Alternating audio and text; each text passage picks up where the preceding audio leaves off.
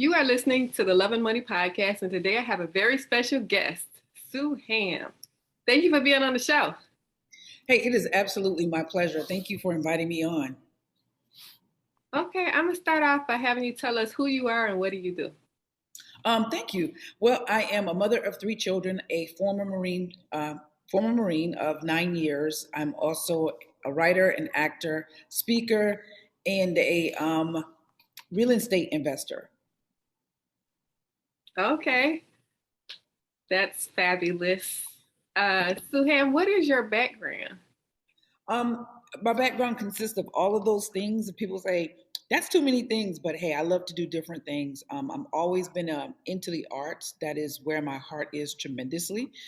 I joined the Marine Corps, actually got out and decided I really wanted to pursue the arts full time. So I started doing stage plays, writing my actual stage plays, and then producing them with a producing partner. And then from there, I started dabbling into real estate investing, buying old houses and rehabbing them and placing tenants inside of them, and then turning around and refinancing them by pulling out the cash and repeating that process by buying more properties. And so today, that is what I'm focusing on pretty much full time now because of the pandemic. Prayerfully, we will get beyond the pandemic and all the sicknesses and illnesses, and then I can get back into doing the live stage plays.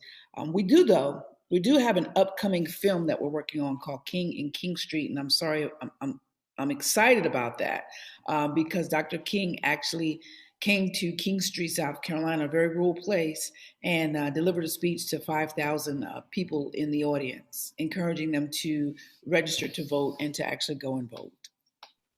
Okay, that's interesting. So you're working on a film, King and King Street. Yeah, short film. It's so crazy. I'm 47 years old, and I didn't learn that Dr. King actually gave a speech here until I was in my 30s. And I just think that's crazy because we're taught about Dr. King, the father of the civil rights movement, but we were not taught that he actually was here. And so with this film, what I hope to do is not only enlighten people about his visit here and also show a snippet of his speech, but also to inspire people in Williamsburg County to know that this place was so significant that he came here to actually deliver a speech, and hopefully that will instill more pride into the people of Williamsburg County so that we can be better, do better, and have better. That's good. That's a good mission. Thank you. So SueHam, let's talk about real estate. Like, how did you get into real estate, or why did you get into real estate?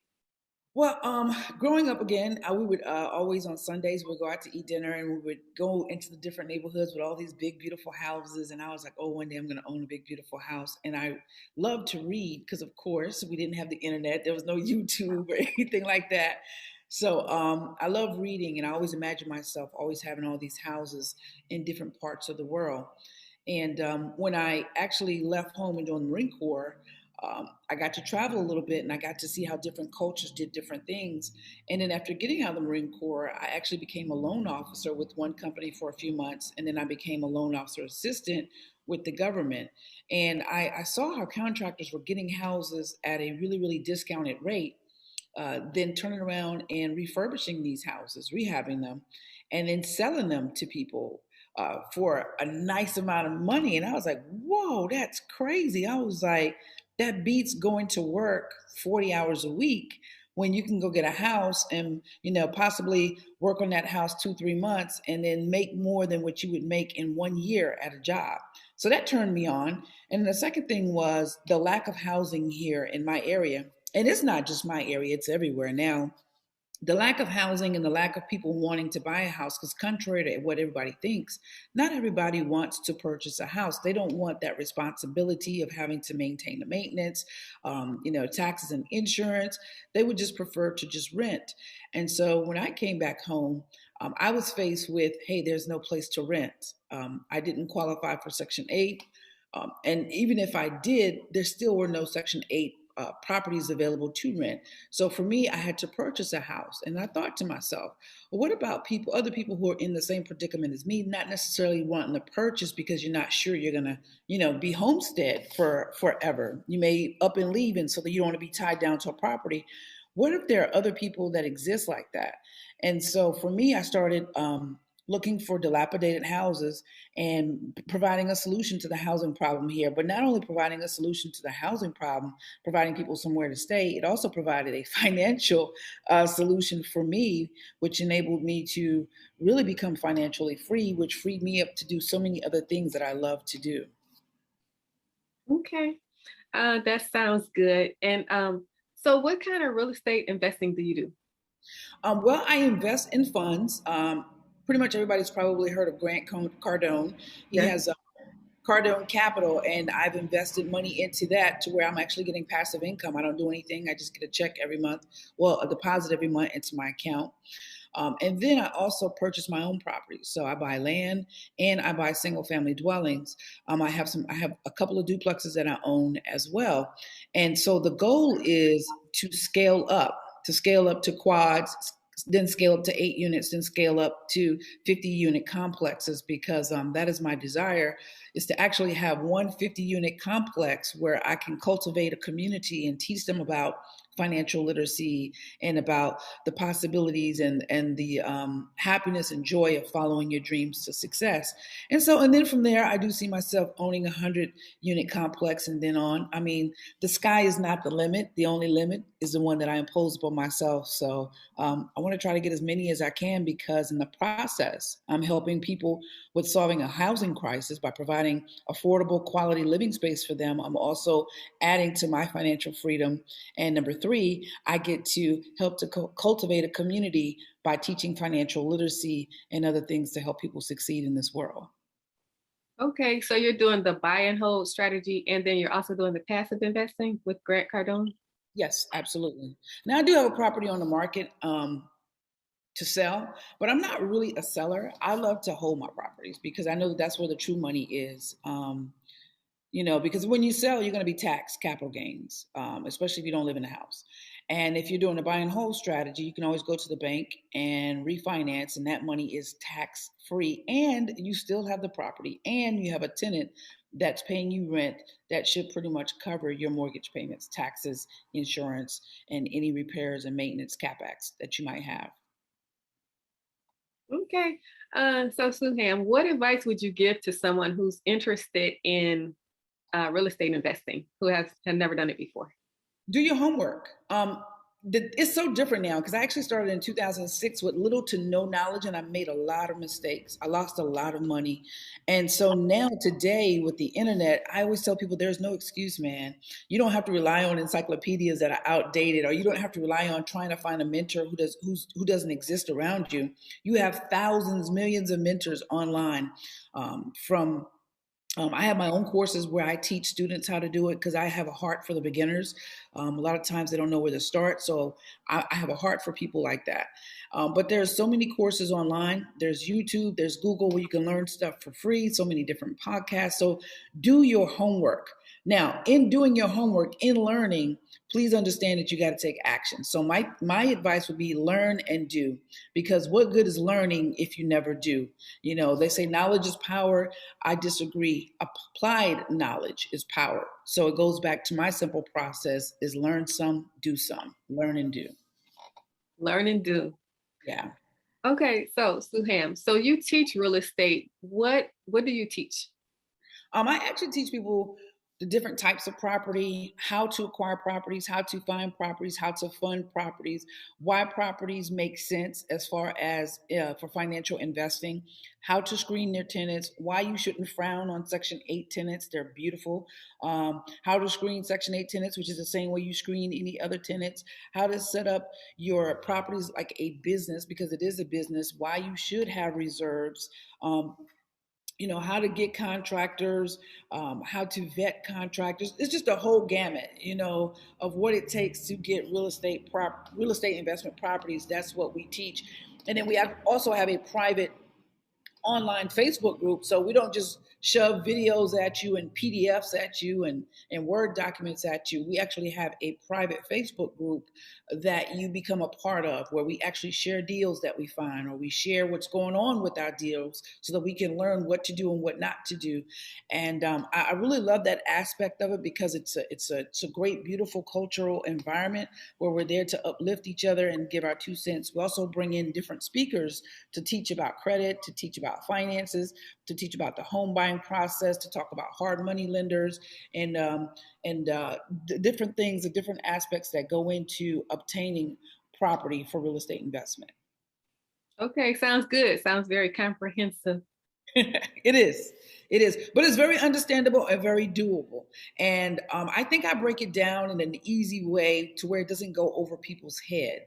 Again, I have a heart for the beginner. And, when you're going into real estate investing, some people try to make it seem like it's a complicated thing. Now, don't get it twisted. It can be challenging, but that's with anything in life. But at the end of the day, the basics are very simple. Once you know the basics, you can go into any deal and make it work. And once you have your mindset in check, doesn't matter what challenge presents itself to you, you can still find a solution.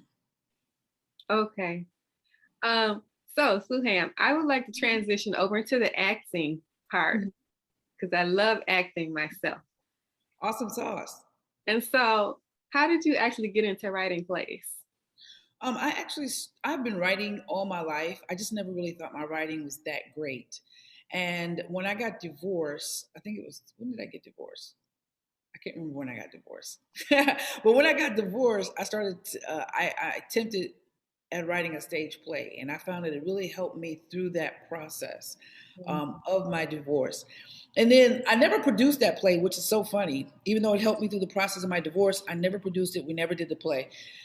But I always wanted to be in other stage plays, and I realized that being here in rural South Carolina, that there weren't plays happening here, and that if I really wanted to pursue the dreams of being on stage and actually seeing my words come to life, then it would be up to me to produce my own show, to create it. And so I embraced the concept of creating my way. And so I started writing different plays, and I realized that there were other actors in this area that felt the same way as me. They wanted to do these things, but there were no opportunities. So we created opportunities not just for me, but for others alike, just like me. And we went full speed ahead, and man, we just kept producing them, kept writing them, kept producing them.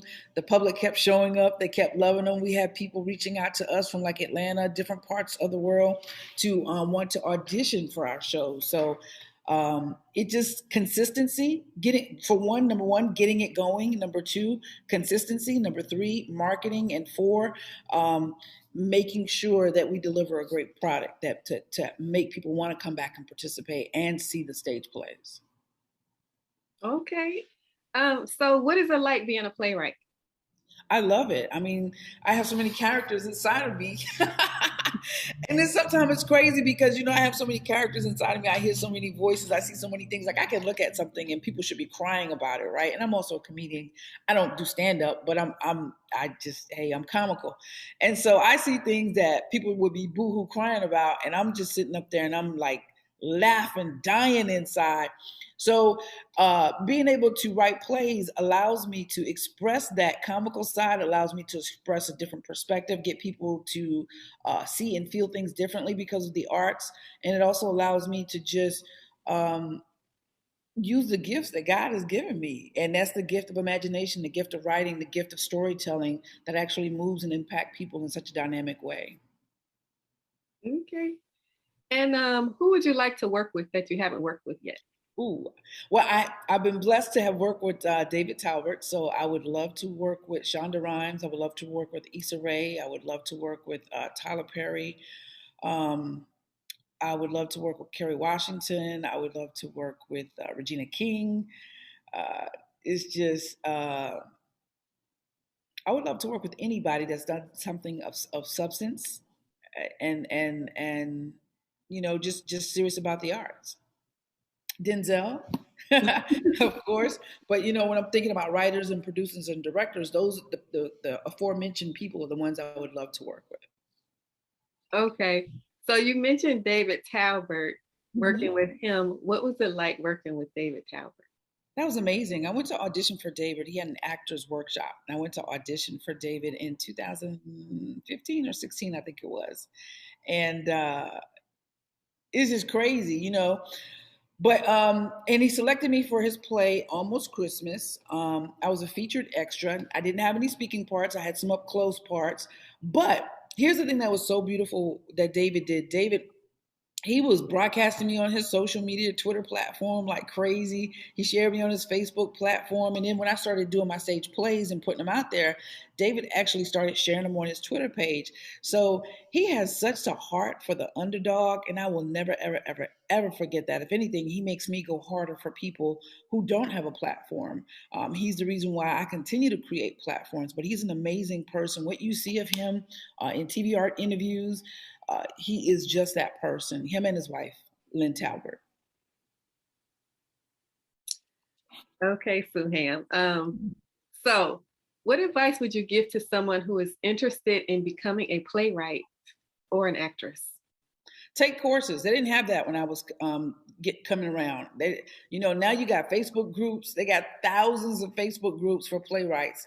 Again, I didn't have that. In order for me to learn, I had to go to plays, and I live again in a rural area, so I had to travel like an hour to 2 hours to go to plays, and I'm sitting in the audience and I'm looking at it and I'm trying to learn from in my seat. So there are books out now, there are workshops, and there are scripts that you can download. So read other people's scripts, get into the workshops, watch the YouTube videos, go to Google, research, and most importantly, get started.